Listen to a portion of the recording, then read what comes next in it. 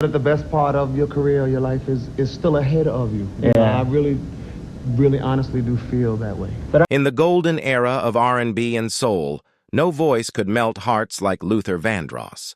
His silky tone, flawless phrasing, and emotional delivery made him a legend, a man whose music defined love for an entire generation. But behind that velvety voice and dazzling smile was a private world of pain, frustration, and quiet resentment toward some of the biggest names in music. For decades, Vandross was the industry's secret weapon, the background voice that made others sound like stars. He sang backup for David Bowie, Diana Ross, Bette Midler, and Chaka Khan, yet remained in the shadows while they shined under the spotlight he helped create. That injustice didn't just sting, it scarred him. As his fame grew, so did his honesty. In rare interviews, he hinted at deep betrayals and rivalries, artists he once called friends who, behind closed doors, treated him as competition or worse, as invisible. Those who knew him best said Luther never forgot a slight. He forgave often, but he never forgot. And when the truth finally slipped out, the names of the 6 musicians he quietly despised the most, fans were stunned. How could a man whose voice embodied love harbor such bitterness? What really happened between Luther Vandross and the icons he worked beside? Tonight, we peel back the velvet curtain and reveal the real story of Luther Vandross's hidden grudges, the heartbreaks, the rivalries, and the 6 artists he before the fame. Before the Grammys, before his name became synonymous with soul itself, Luther Vandross was just a young man from New York with a dream far bigger than the stage could hold. Born in 1951 in Manhattan, Luther grew up surrounded by music. His mother sang in church, his sisters played records endlessly, and he absorbed every note like a language meant just for him. By the time he was a teenager, Luther's voice was already magic, smooth, rich, and filled with emotion. But while others saw it as a gift, he saw it as a calling. His idols, Aretha Franklin, Dionne Warwick, Smokey Robinson, became his teachers. He studied their phrasing, their control, their ability to turn heartbreak into beauty. But Luther's path wasn't easy. In the early 1970s, he wasn't the star. He was the background. He sang behind giants David Bowie, Roberta Flack, Bette Midler, Donna Summer, even Barbra Streisand. His voice added the shimmer, the depth, the emotion, yet the applause never belonged to him. He became known in the industry as the studio secret. Everyone wanted his harmonies, his arrangements, his perfectionism. Yet when the lights dimmed, he walked off stage unnoticed. The frustration grew quietly inside him. He wasn't bitter yet, but the seeds were planted. What made it harder was watching others, sometimes less talented, rise to fame with the help of his own genius. Producers took credit for his arrangements. Singers reaped awards using his background vocals. One close friend later recalled, "Luther used to smile through it all, but when he got home, you could see it hurt him. Still, he kept working. Because for Luther, excellence was non-negotiable. He believed that sooner or later, the world would have to notice. Then came his big break, or what he thought would be one. In 1974, he got the chance to write and sing a song for David Bowie's album Young Americans. The track, Fascination, featured his voice prominently, and Luther's arrangement of Young Americans itself helped define its sound. Bowie became a global sensation overnight, calling it his plastic soul phase. But Vandross's contribution was barely mentioned. That moment was a turning point. Luther realized that talent alone wasn't enough. Fame required something else, politics, timing, and sometimes betrayal. And it was in those early collaborations that his quiet resentments began to form. As the 1980s approached, Luther finally decided to take control. No more hiding behind others' spotlights.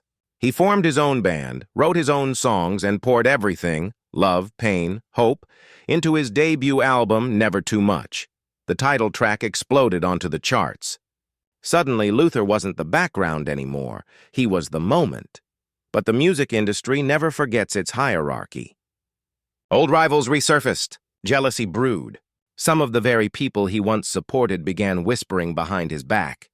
calling him difficult, controlling, even arrogant. In truth, he was just a perfectionist, a man who had waited too long for his turn to shine. Yet behind that success, Luther still carried memories of those who had wronged him. Artists who took his ideas, mocked his ambition, or dismissed his talent. They would later make the infamous list of 6 musicians he quietly despised, names that would shock fans who believed soul music was all love and harmony. And as we'll soon see, Luther's grudges weren't born out of hate. They were born out of heartbreak. I'll never forgive. By the mid-1980s, Luther Vandross had become the voice of love itself. Every lyric he sang felt personal. Every note was flawless.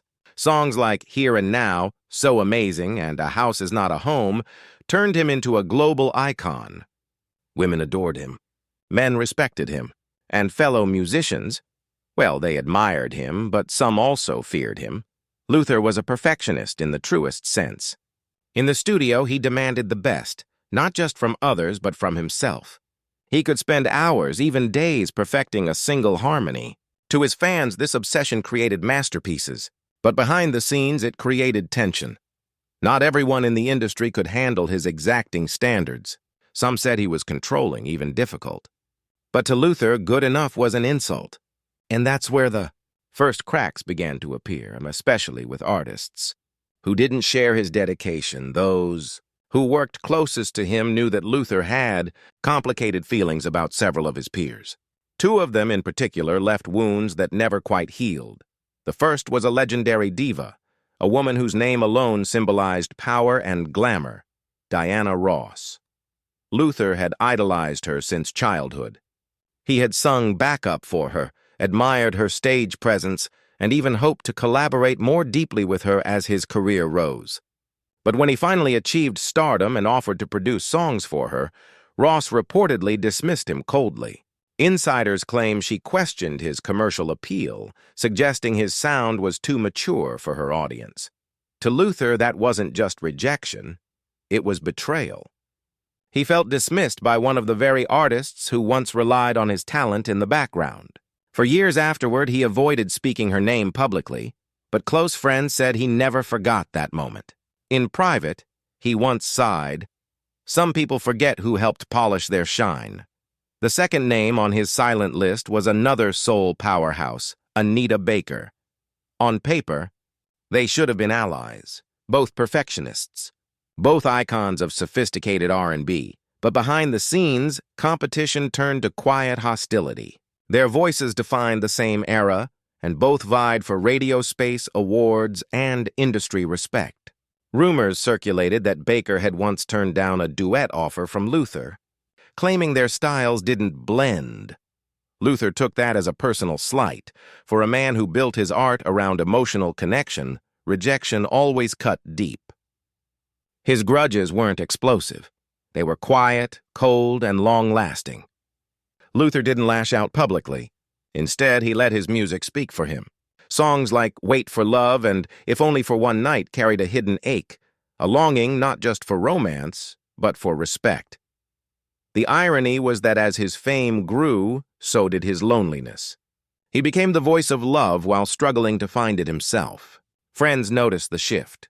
The laughter faded, the charm grew quieter, and the walls went up.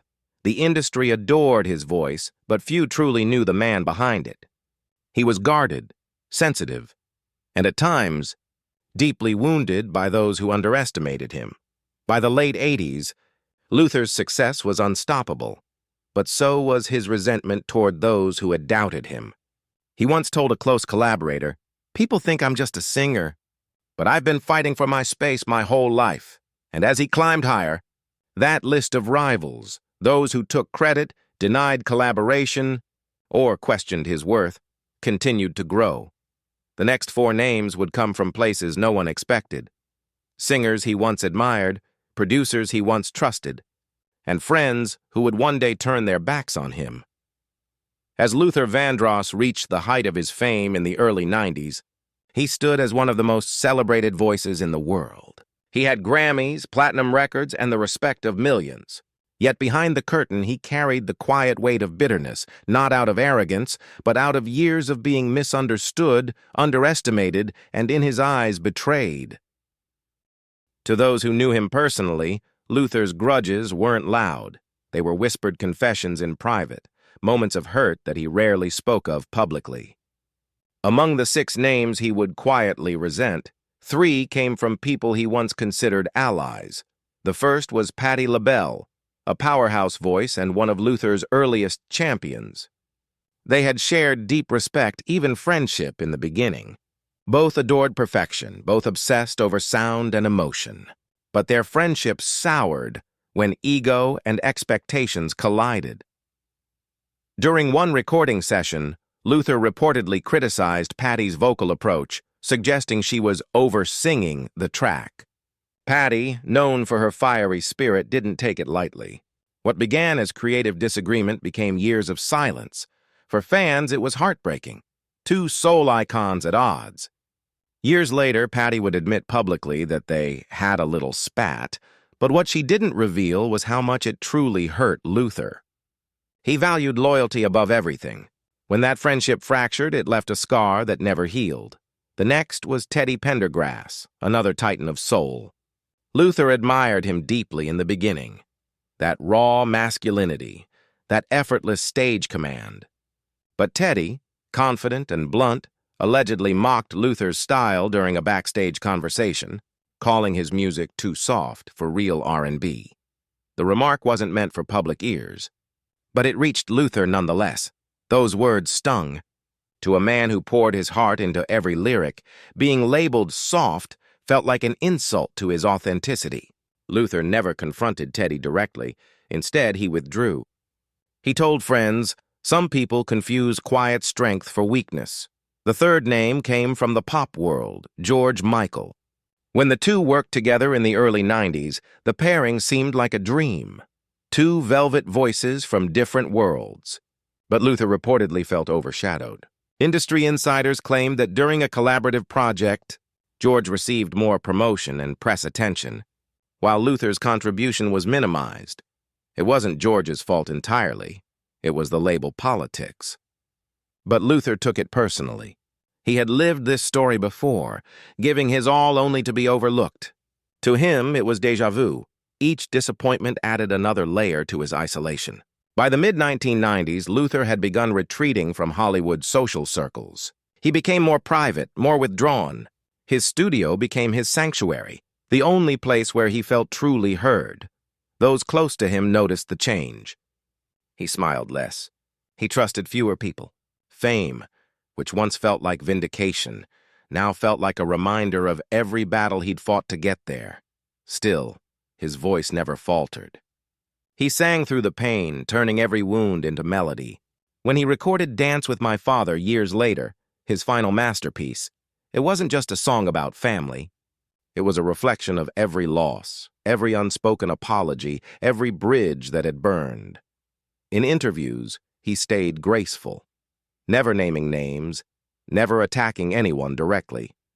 But to those who listened closely, the truth was in his tone. The warmth was still there. But beneath it, there was melancholy.